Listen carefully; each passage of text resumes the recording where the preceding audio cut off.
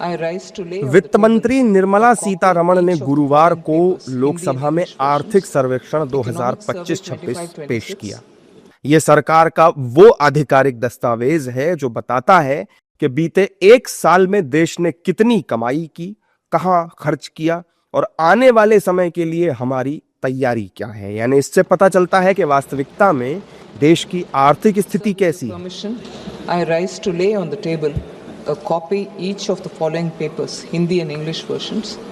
Economic Survey 25-26, Economic Survey 25-26 Statistical Appendix.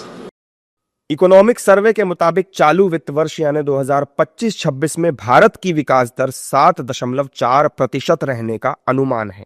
हालांकि सर्वे में अगले साल यानी 2026-27 के लिए विकास दर के 7.2% तक रहने का अनुमान जताया गया है।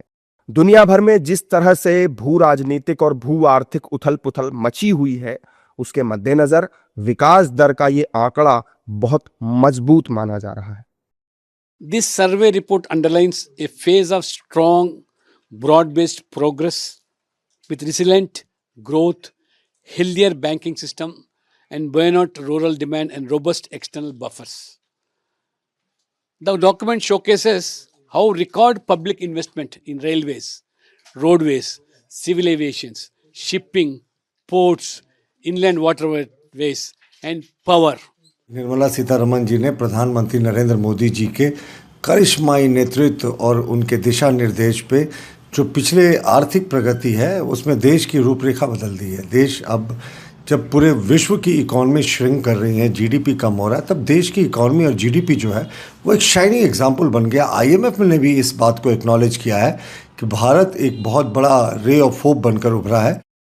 इकोनॉमिक सर्वे को बजट से पहले का अहम दस्तावेज माना जाता है। इसमें खेती, उद्योग और नौकरी जैसे अहम क्षेत्रों का पूरा डेटा होता है। इस आर्थिक सर्वेक्षण के मुताबिक प्रधानमंत्री नरेंद्र मोदी के नेतृत्व और कुशल मार्गदर्शन में भारत अब दुनिया की चौथी सबसे बड़ी अर्थव्यवस्था बन चुका है। इस सर्वे में महंगाई को काबू में रखने और निवेश बढ़ाने पर खास जोर दिया गया है ताकि आम आदमी की जेब पर बोझ कम हो और देश की प्रगति जारी रहे।